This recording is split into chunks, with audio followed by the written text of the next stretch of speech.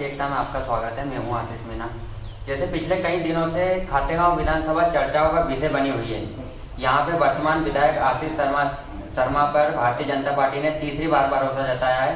तो आज भारतीय जनता पार्टी के वरिष्ठ नेता खातेगांव विधानसभा 173 से संतोष जी मीना हमारे साथ जुड़े हुए। संतोष जी, विधानसभा 173 का क्या समीकरण है, इस बार कैसी लहर देखने को मिल रही है? निश्चित रूप में मध्य प्रदेश के अंदर, संपूर्ण भारतवर्ष के अंदर सम्मानीय मोदी जी के द्वारा जो अनेकों ऐसे कार्य किए गए हैं, जैसे राम मंदिर जैसा निर्णय, 370-35 जैसा निर्णय, और एक जमीनी व्यक्ति तक एक हर व्यक्ति को मूलभूत सुविधा मिलने के अनुसार, जैसे हम देख रहे हैं कि प्रधानमंत्री आवास, आयुष्मान कार्ड जैसी कि अनेकों योजनाओं को देखते हुए उन लोगों ने जो राष्ट्र के लिए, क्षेत्र की जनता के लिए कार्य किए, उसी को लेके हम उसी दशा दिशा में सब लोग मिलकर आगे बढ़ रहे हैं।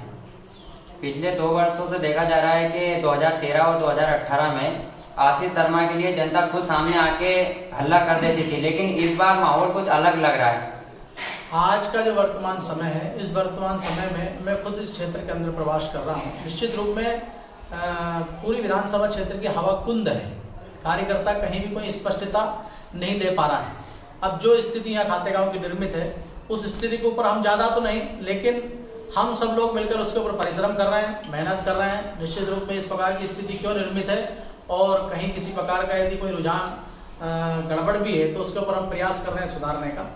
पिछले 2 दिनों से खातेगांव विधानसभा में राजनीतिक हलचल देखने को मिल रही है। 7 तारीख को उत्तर प्रदेश के मुख्यमंत्री योगी आदित्यनाथ जी खातेगांव पहुंचे थे और 8 तारीख को कांग्रेस की राष्ट्रीय महासचिव प्रियंका गांधी वाड्रा भी खातेगांव में आई थी। तो इससे कितना समीकरण बदलेगा खातेगांव विधानसभा का? देखिएगा, चुनाव का जब समय रहता है, तो चुनाव समीकरण का जब बिगुल फूकता है, तो निश्चित रूप में दोनों दल के नेता अपनी पूरी जोड़ तोड़ के साथ ताकत लगाते हैं। निश्चित रूप में अपने प्रत्याशी को जिताने का प्रयास करते हैं। इसी आधार पर हमारे यहाँ भी एक राष्ट्रवादी नेता, जो संपूर्ण भारतवर्ष में राष्ट्र की अलग जगह से योगी आदित्यनाथ जी आए थे, और विपक्ष दल के जो नेता हैं वो उनकी अलग जगाने में लगे हुए हैं। निश्चित रूप में मैं एक बात कहूँगा आपसे, संपूर्ण प्रदेश में, संपूर्ण भारतवर्ष में मोदी जी चाहते हैं कि हर विधानसभा क्षेत्र के अंदर प्रत्याशी चुन के आए, और चुनने के बाद में क्षेत्र की जो मूलभूत व्यवस्था है, क्षेत्र के रोजगार के विषय पे और क्षेत्र में जो अव्यवस्थाएं फैली हैं,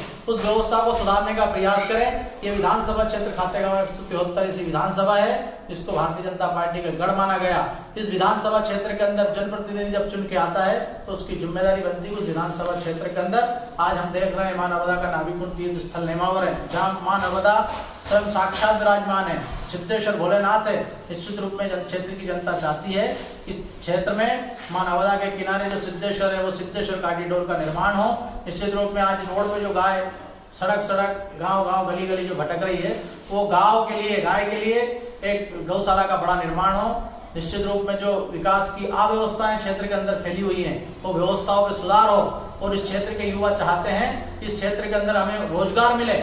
आज जो किसान के अनेकों अव्यवस्थाओं के साथ जो भटक रहा है, उस किसानों की व्यवस्था निश्चित रूप में परिपक्वता से उनको रिजल्ट मिलना चाहिए, किसानों को पानी मिलना चाहिए। इसी भाव के साथ इस क्षेत्र की जनता जुड़ी हुई है। और हम जो बात कर रहे हैं, जो मेहनत कर रहे हैं, निश्चित रूप में इस मेहनत को हम आगे लेके आएंगे और इन कार्यों को पूर्ण करवाएंगे। ये हमें पूर्ण विश्वास है। निश्चित रूप में जो भी व्यक्ति चुन के आता है, उसकी जिम्मेदारी बनती है वो क्षेत्र में अच्छा काम करे, जनता को, क्षेत्र के युवाओं को और बेरोजगार लोगों को रोजगार दें और इस व्यवस्था को सुधारने का काम करें।